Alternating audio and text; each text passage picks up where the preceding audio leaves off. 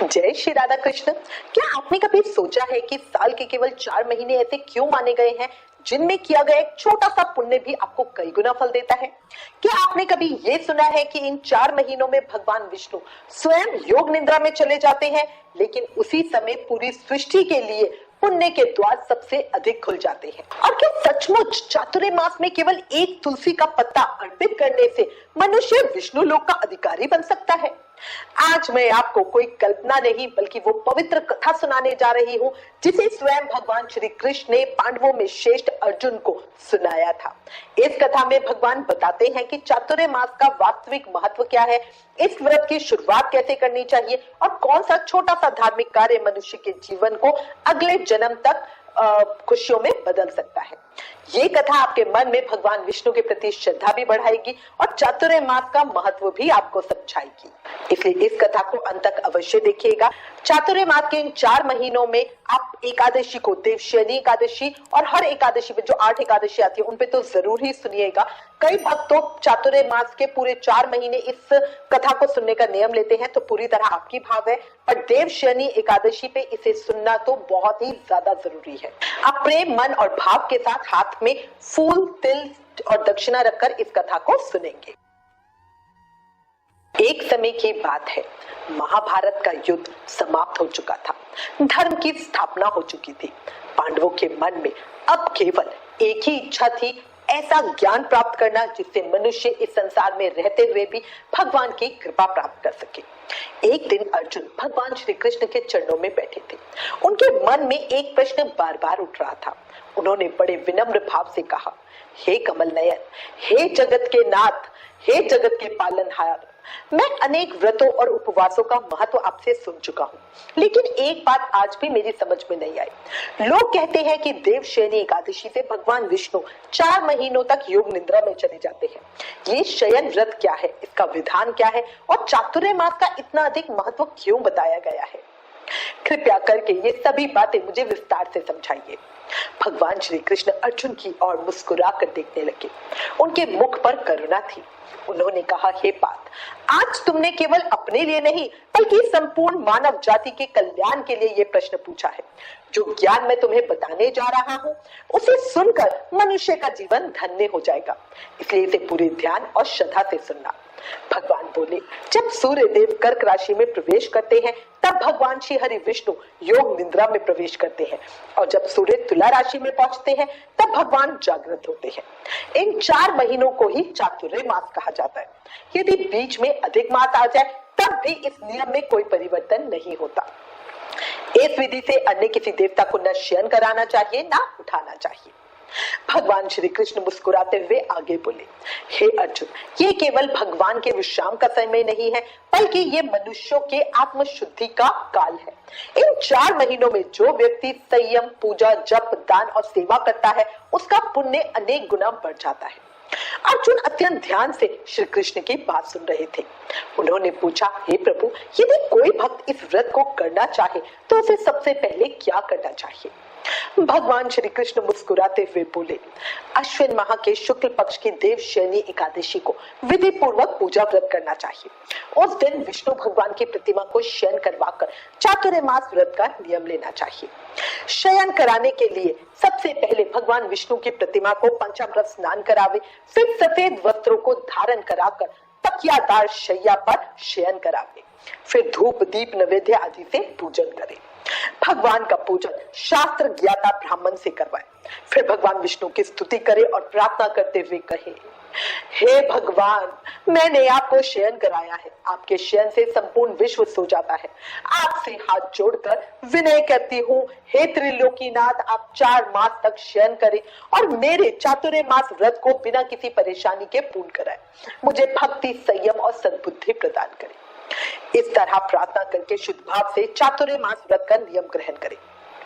भगवान विष्णु की स्तुति करने के बाद शुद्ध भाव से मनुष्य को दातुन आदि के नियमों को ग्रहण करना चाहिए। भगवान विष्णु के व्रत को प्रारंभ करने के 5 काल वर्णित किए गए हैं। देव शयनी एकादशी से लेकर देव उठनी एकादशी तक चातुर्मास उपवास को करना चाहिए। द्वादशी, पूर्णमासी, अष्टमी या संक्रांति को भी उपवास शुरू कर सकते हैं और कार्तिक माह के शुक्ल पक्ष की द्वादशी को समाप्त करना चाहिए। इस उपवास को करने से प्राणी के सभी पाप नष्ट हो जाते हैं। जो मनुष्य इस चातुर्मास व्रत को प्रतिवर्ष करते हैं वो सूर्य के समान कीर्तिमान होकर विमान पर बैठ के विष्णु लोक को जाते हैं।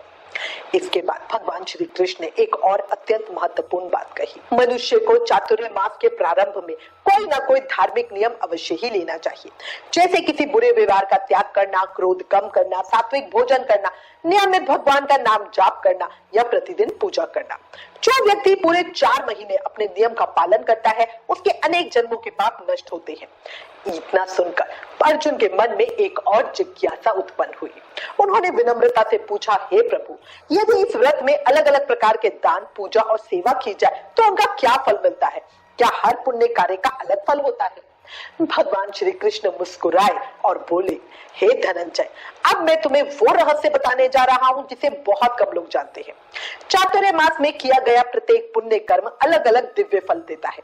कोई तुलसी अर्पित करता है तो उसे एक फल मिलता है, कोई पंचामृत से अभिषेक कराता है तो उसे दूसरा, कोई दीपदान करता है तो उसे तीसरा, और कुछ ऐसे दान भी है जिनका फल सुनकर देवता भी प्रसन्न हो जाते हैं। यही से भगवान श्री कृष्ण ने चातुर्मास के प्रत्येक दान, प्रत्येक पूजा और प्रत्येक पुण्य कर्म का रहस्य बताना शुरू किया। इसके बाद भगवान श्री कृष्ण ने अर्जुन की ओर प्रेम से देखा और बोले, हे धनंजय, अब मैं तुम्हें चातुर्मास में किए जाने वाले अलग अलग पुण्य कर्मों का फल बताता हूँ। इन्हें ध्यान पूर्वक सुनो, क्योंकि इनका वर्णन स्वयं ऋषि मुनियों ने भी बड़े आदर के साथ किया है। अर्जुन हाथ जोड़ के भगवान के सामने बैठे रहे। भगवान बोले, जो मनुष्य चातुर्मास के दिनों में भगवान विष्णु को दही, दूध, घी, शहद और मिश्री से बने पंचामृत से स्नान कराता है उसके जीवन में वैभव बढ़ता है, उसके घर में सुख समृद्धि और भगवान की कृपा बनी रहती है। ऐसा भक्त इस संसार में भी आनंद पाता है और अंत में उत्तम लोगों को प्राप्त करता है।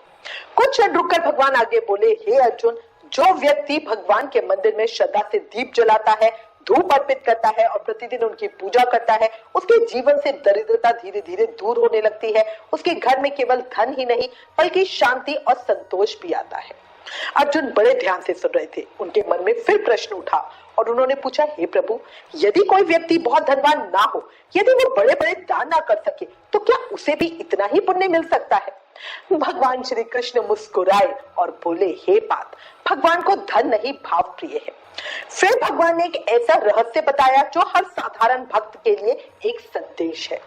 भगवान ने कहा, जो मनुष्य चातुर्मास में प्रतिदिन केवल एक तुलसी का पत्ता भी श्रद्धा से भगवान विष्णु को अर्पित करता है, वो भी महान पुण्य का भागी बनता है और अंत समय में विष्णु लोक की प्राप्ति करता है। अब ये सुनकर अर्जुन का हृदय प्रसन्न हो गया। उन्हें समझ में आ गया कि भगवान के लिए भारी वैभव नहीं बल्कि सच्ची भक्ति का महत्व है। भगवान श्री कृष्ण मुस्कुराते हुए बोले, जो व्यक्ति देव शयनी एकादशी से लेकर कार्तिक तक भगवान विष्णु और पीपल के वृक्ष की श्रद्धा पूर्वक पूजा करता है, वो महान पुण्य अर्जित करता है और अंत में भगवान के धाम को प्राप्त करता है। फिर भगवान श्री कृष्ण ने दीपदान का महत्व समझाया। उन्होंने कहा, जो भक्त संध्या के समय दीपदान करता है और योग्य ब्राह्मणों को श्रद्धा पूर्वक वस्त्र दान करता है, उसका जीवन प्रकाशमय हो जाता है, उसके अज्ञान का अंधकार दूर होता है और भगवान उस पर विशेष कृपा करते हैं। इसके बाद भगवान ने एक अत्यंत सरल लेकिन प्रभावशाली साधना का उल्लेख किया। उन्होंने कहा, हे अर्जुन, यदि कोई मनुष्य प्रतिदिन भगवान विष्णु के मंदिर में बैठकर 108 बार गायत्री मंत्र का जाप करता है तो वो पापों से दूर होता है, उसका मन धीरे धीरे निर्मल होता है और उसका जीवन धर्ममय बन जाता है। अर्जुन ने पूछा, हे प्रभु, यदि कोई व्यक्ति पुराण सुनता है, धर्म की बातें सुनता है और विद्वानों का सम्मान करता है तो उसका क्या फल मिलता है? भगवान श्री कृष्ण बोले, जो मनुष्य श्रद्धा से पुराण सुनता है, धर्म शास्त्रों का सम्मान करता है और विद्वान ब्राह्मणों को वस्त्र आदि दान करता है, वो दानी, धनी, ज्ञानी और यशस्वी बनता है, उसके जीवन में सम्मान बढ़ता है। इसके बाद भगवान ने एक ऐसी बात कही जिसने अर्जुन को भावुक कर दिया। भगवान ने कहा, हे धनंजय, जो मनुष्य श्रद्धा से भगवान का चरणामृत ग्रहण करता है, उसके जन्म मरण के बंधन धीरे धीरे समाप्त होने लगते हैं, वो भगवान की कृपा का पात्र बन जाता है। जो भक्त भगवान विष्णु या भगवान शिव का सच्चे मन से स्मरण करता है और अंत में उनकी प्रतिमा का दान करता है, वो अपने अनेक पापों से मुक्त होकर गुणवान बनता है। फिर उन्होंने सूर्य नारायण की उपासना का महत्व बताया। जो मनुष्य प्रतिदिन सूर्य देव को अर्घ देता है और अपनी सामर्थ्य के अनुसार गौदान करता है, वो निरोगी, दीर्घायु, यशस्वी और बलवान बनता है। जो मनुष्य देव मंदिरों में रंगीन बेल बूटे बनाने वाले मनुष्य को 7 जन्मों तक ब्राह्मण की योनि मिलती है। श्रद्धा पूर्वक भूमि, स्वर्ण, दक्षिणा आदि ब्राह्मणों को दान स्वरूप देने वाला मनुष्य स्वर्ग में जाकर देवराज के समान सुख भोगता है। भगवान विष्णु की स्वर्ण प्रतिमा बनाकर जो मनुष्य उसका धूप, दीप, पुष्प, नैवेद्य आदि से पूजन करता है, वो देवलोक में जाकर अनंत सुख भोगता है। जो मनुष्य चातुर्य मास में गायत्री मंत्र द्वारा तिल से होम करता है और चातुर्य मास समाप्त हो जाने पर तिल का दान करता है, उसके सभी पाप नष्ट हो जाते हैं और उसे निरोगी काया मिलती है तथा अच्छी संस्कारवान संतान की प्राप्ति होती है। जो मनुष्य चातुर्य मास में अन्न से होम करते हैं और समाप्त हो जाने पे घी, घड़ा और वस्त्रों का दान करते हैं, वो ऐश्वर्यशाली होते हैं और ब्रह्मा के समान भोग भोगते हैं। जो मनुष्य तुलसी जी को धारण करते हैं और अंत में भगवान विष्णु के निमित्त ब्राह्मणों को दान देते हैं, वो विष्णु लोक को जाते हैं। चातुर्य मास उपवास में जो मनुष्य भगवान विष्णु के शयन करने के बाद उनके मस्तक पर नित्य प्रति दूध चढ़ाते हैं और अंत में स्वर्ण की दुर्वा दान करते हैं तथा दान देते समय जो इस प्रकार स्तुति करते हुए कहते हैं, हे दुर्वा, जिस भांति इस पृथ्वी पर शाखाओं सहित फैली हुई हो, उसी तरह मुझे भी अजर अमर संतान दो। ऐसे करने वाले मनुष्य के सब पाप नष्ट हो जाते हैं और अंत में उसे स्वर्ग की प्राप्ति होती है। जो मनुष्य भगवान शिव या विष्णु जी का गायन करते हैं, उन्हें रात्रि जागरण का फल प्राप्त होता है। चातुर्य मास व्रत करने वाले मनुष्य को उत्तम ध्वनि वाला घंटा दान करने चाहिए और स्तुति करते हुए कहना चाहिए, हे प्रभु, हे नारायण, आप समस्त पापों का नाश करने वाले हैं। मेरे ना करने योग्यों को कार्य को करने से जो पाप उत्पन्न हुए हैं, कृपया कर आप उनका नाश कीजिए। जो मनुष्य चातुर्य मास उपवास के दौरान नित्य प्रति ब्राह्मणों का चरणामृत पान करते हैं, वो सभी पापों तथा कष्टों से मुक्त हो जाते हैं और दीर्घ आयु होकर धनवान बनते हैं। चातुर्य मास में प्रजापत्य तथा चंद्रायन व्रत पद्धति का पालन भी किया जाता है। प्रजापत्य व्रत को 12 दिनों में पूर्ण करते हैं। व्रत के आरंभ में पहले दिन 12 ग्रास प्रतिदिन 12 ग्रास भोजन प्रतिदिन लेते हैं, फिर आगामी 3 दिनों तक प्रतिदिन 26 ग्रास भोजन लेते हैं। इसके आगे के 3 दिन तक 28 ग्रास भोजन लिया जाता है। इसके बाद बाकी बचे 3 दिन निराहार रहा जाता है। इस व्रत के करने से इच्छित मनोकामना पूर्ण होती है। व्रत करने वाला साधक प्रजापत्य व्रत करते हुए चातुर्य मास के हेतु सभी धार्मिक कृत जैसे पूजन, जप, तप, दान, शास्त्रों का पठन, कीर्तन आदि करता रहे। हे धनुर्धर, इस तरह चंद्रायन व्रत भी किया जाता है। अब इस व्रत का विधान भी सुनो। ये व्रत पूरा महीना किया जाता है। पापों से मुक्ति के लिए किया जाने वाला ये व्रत घटता बढ़ता रहता है। इसमें अमावस्या को 1 ग्रास, प्रतिपदा को 2, द्वितीया को 3 ग्रास भोजन लेते हुए पूर्णिमा के पूर्व 14 ग्रास और पूर्णिमा को 15 ग्रास भोजन लेना चाहिए। फिर पूर्णिमा के बाद 14, 13, 12, 11 ग्रास इस क्रम में भोजन लेते हुए भोजन की मात्रा प्रतिदिन घटानी चाहिए। पहले के उसमें बढ़ाएंगे, दूसरे के उसमें घटाएंगे। इतना कहने के बाद भगवान श्री कृष्ण कुछ देर रुके और फिर पुनः बोले, हे अर्जुन, जो प्रजापत्य और चंद्रायन व्रत करते हैं, उन्हें इस लोक में धन, संपत्ति, शारीरिक निरोग्यता तथा भगवान की कृपा प्राप्त होती है। इसमें कांसे का पात्र और वस्त्र दान की शास्त्रीय व्यवस्था है। चातुर्य मास के समापन पर दक्षिणा से सुपात्र ब्राह्मणों को संतुष्ट करने का विधान है। चातुर्य मास व्रत के पूर्ण हो जाने के बाद ही गौदान करना चाहिए। यदि गौदान ना कर सके तो वस्त्र दान तो अवश्य ही करना चाहिए। नृत्य प्रति जो मनुष्य ब्राह्मणों को प्रणाम करते हैं, उनका जीवन सफल हो जाता है और वो सभी पापों से छूट जाते हैं। चातुर्य मास व्रत पूर्ण होने पर जो ब्राह्मणों को भोजन कराता है, उसकी आयु तथा धन में वृद्धि होती है। जो मनुष्य अलंकार सहित बछड़े वाली कपिला गाय वेद पाठी ब्राह्मणों को दान करते हैं, वो चक्रवर्ती, आयुवान, पुत्रवान राजा होते हैं और स्वर्ग लोक में प्रलय के अंत तक देवराज के समान राज्य करते हैं। सूर्य भगवान तथा गणेश जी को जो मनुष्य नित्य प्रणाम करते हैं, उनकी आयु तथा लक्ष्मी बढ़ती है और यदि गणेश जी प्रसन्न हो जाए तो वो मनवांछित फल पाते हैं।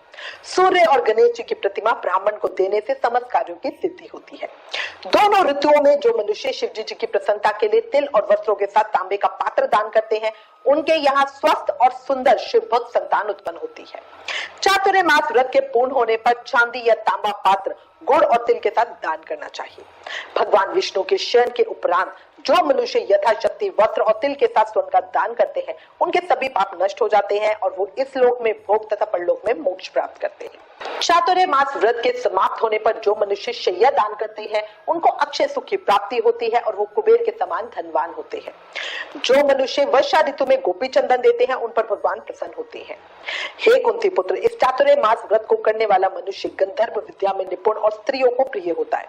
जो मनुष्य चातुर्य मास में ब्राह्मणों को शाक फल आदि और अंत में यथाशक्ति दान दक्षिणा वस्त्र आदि देते हैं वो सुखी राज योगी बनते हैं। शाक और फल से देवता प्रसन्न होते हैं। जो मनुष्य बुद्धिमान ब्राह्मण को मोती रत्न दान करते हैं वो कीर्ति प्राप्त करते हैं। इस व्रत में जो मनुष्य लक्ष्मी या पार्वती को प्रसन्न करने के लिए हल्दी का दान करते हैं और अंत में चांदी के पात्र में हल्दी रखकर दान देते हैं वो स्त्रियां अपने पति के साथ और पति अपनी स्त्रियों के साथ सुख भोगते हैं। इससे उन्हें सौभाग्य, अक्षय धन तथा सुपात्र संतान मिलती है और उनकी देवलोक में पूजा होती है। जो मनुष्य फल का दान करते हैं और व्रत के अंत में स्वर्ण दान करते हैं उनके सभी मनोरथ सिद्ध हो जाते हैं। सुपात्र संतान पैदा होती है। फल दान करने से नंदवन का सुख प्राप्त होता है। जो मनुष्य इस व्रत में पुष्प दान करता है उन्हें इस लोक में सुख और परलोक में गंधर्व पद मिलता है। चातुर्य मास में वामन भगवान की प्रसन्नता के लिए ब्राह्मणों को दही युक्त भात खिलाना चाहिए। यदि रोज ना खिला सको तो 4 अमावस्या, 4 पूर्णिमा और हर रविवार या शुक्रवार को तो खिलाना ही चाहिए। इस व्रत की समाप्ति में भूमिदान ना हो सके तो वस्त्र और स्वर्ण से युक्त पादुका का दान करना चाहिए। ऐसा करने से इस लोक में धन, धान्य, पुत्र तथा विष्णु भक्ति मिलती है और अंत में मनुष्य विष्णु लोक को जाते हैं। चातुर्य मास व्रत में जो मनुष्य नित्य प्रति एक समय खाकर ही रहता है तथा अंत में भूखे को भोजन कराता है उसे स्वर्ग की प्राप्ति होती है। जो भक्ति नियम पूर्वक भगवान की पूजा करता है वो विष्णु लोक को जाता है। जो भगवान के शयन करने के बाद भूमि पे सोता है तथा अंत में शैया दान करता है उसके शिवलोक में पूजा होती है। जो भक्त इन 4 महीनों में ब्रह्मचर्य का पालन करता है वो बलवान, यशस्वी और लक्ष्मीवान होता है। उसके जीवन में आत्मबल बढ़ता है और भगवान की विशेष कृपा बनी रहती है। चातुर्य मास व्रत में जो तेल नहीं लगाता और अंत में कांसे या मिट्टी के पात्र में तेल भरकर दान करता है वो विष्णु लोक को जाता है। जो मनुष्य इस व्रत में गेहूं का त्याग कर भोजन करते हैं तथा व्रत के अंत में स्वर्ण का गेहूं दान करते हैं उन्हें अश्वमेध यज्ञ के फल की प्राप्ति होती है। इसके बाद भगवान ने भोजन से जुड़े ऐसे नियम बताए जिसे सुनकर अर्जुन भी आश्चर्यचकित हो गए। भगवान बोले, हे पार्थ, प्रत्येक महीने कुछ विशेष पदार्थों का त्याग करने का विधान है। उन्होंने कहा, श्रावण मास में शाक, हरी सब्जियों का त्याग करें, भाद्रपद में दही का त्याग, अश्विन मास में दूध का त्याग, कार्तिक मास में दाल का त्याग करें। भगवान बोले, जो श्रद्धा से इन नियमों का पालन करता है उसे निरोगी शरीर और उत्तम स्वास्थ्य की प्राप्ति होती है। जिस दिन भगवान शयन करते हैं उस दिन ब्राह्मणों को दान, वस्त्र तथा भोजन कराना चाहिए। ये समस्त दान वेद पाठी धार्मिक ब्राह्मणों को देना चाहिए। चोरी करने वाला, मदपान करने वाला, अगम्य गमन करने वाला, अधर्मी, शास्त्रों का निरादर करने वाला, मिथ्या बोलने वाला, अन्य त्याग करने वाले कर्मों को करने वाला ब्राह्मण को दान देने से उल्टा पाप लगता है तथा नरक की प्राप्ति होती है। चातुर्य मास व्रत का नियम पूर्वक पालन करने पर उद्यापन जरूर करना चाहिए। जब प्रभु से शैया त्यागने का अनुरोध करें तब विशेष पूजन करें। इस अवसर पर विद्वान ब्राह्मण को अपनी क्षमता के साथ दान दक्षिणा दी के प्रसन्न करें। हे अर्जुन, देवशयनी एकादशी और चातुर्य मास का महत्तम अनंत पुण्य फल प्रदान करता है। इस महत्तम को सुनने मात्र से मनुष्य को अनंत पुण्य फल की प्राप्ति होती है। भगवान श्री कृष्ण और भगवान विष्णु के प्रति श्रद्धा बढ़ती है। प्रत्येक मनुष्य को चाहिए कि वो पूरे आदर भाव, श्रद्धा और सामर्थ्य के अनुसार चातुर्य मास व्रत का पालन करे। इतनी कथा कहने के बाद अर्जुन ने पुनः भगवान श्री कृष्ण से पूछा, हे प्रभु, यदि कोई मनुष्य इस पूरी कथा को श्रद्धा से सुन ले लेकिन किसी कारणवश पूरा व्रत ना कर सके तो क्या उसे भी कोई फल प्राप्त होगा? भगवान श्री कृष्ण मुस्कुराए। उनके मुख से निकले शब्द सुनकर अर्जुन की आंखें श्रद्धा से भर आई। भगवान ने कहा, हे अर्जुन, इस चातुर्य मास महत्तम को श्रद्धा पूर्वक सुनना भी महान पुण्य देने वाला है। जो भक्त श्रद्धा और विश्वास के साथ इस कथा को सुनता है उसके हृदय में भगवान विष्णु के प्रति भक्ति बढ़ती है और उसके जीवन में धर्म का प्रकाश फैलता है। इसके बाद भगवान ने इस पवित्र कथा का सबसे बड़ा रहस्य बताया। उन्होंने कहा, हे अर्जुन, देवशयनी एकादशी और चातुर्य मास का यह महात्म अत्यंत पुण्य फल देने वाला है। जो मनुष्य श्रद्धा और विश्वास के साथ इस कथा को सुनता है उसके भीतर भगवान विष्णु के प्रति भक्ति जागृत होती है, उसके पाप क्षीण होते हैं और उसका जीवन धर्म के मार्ग पे चलने लगता है। अब ये सुनकर अर्जुन की आंखों में आनंद के आंसू आ गए। उन्होंने भगवान श्री कृष्ण को प्रणाम किया और कहा, हे प्रभु, आज आपने मेरे सारे संदेह दूर कर दिए। अब मुझे समझ में आ गया कि चातुर्य मास केवल 4 महीनों का व्रत नहीं बल्कि पूरे जीवन को भगवान के चरणों में समर्पित करने का समय है। भगवान श्री कृष्ण मुस्कुराए। उन्होंने अर्जुन को आशीर्वाद देते हुए कहा, हे पार्थ, जो व्यक्ति श्रद्धा, प्रेम और विश्वास के साथ भगवान का स्मरण करता है वही मेरे सबसे निकट है। भक्ति में दिखावा नहीं, केवल सच्चा हृदय चाहिए। चातुर्य मास महत्तम समाप्तम। ओम नमो नारायणाय नमः। मैं भगवान श्री हरि विष्णु के श्री चरणों में आप सबके मंगल की कामना करती हूँ। इस पावन महत्तम को सुनने वाला, हुकारा भरने वाला प्रत्येक मनुष्य पर भगवान अपनी कृपा, प्रेम और आशीर्वाद बनाए रखे, अपनी भक्ति का दान दे, जीवन से परेशानियों का अंत करे। बोलो लक्ष्मी नारायण भगवान की जय, मोर मुकुट बंसरी वाले की जय, वृंदावन बिहारी लाल की जय।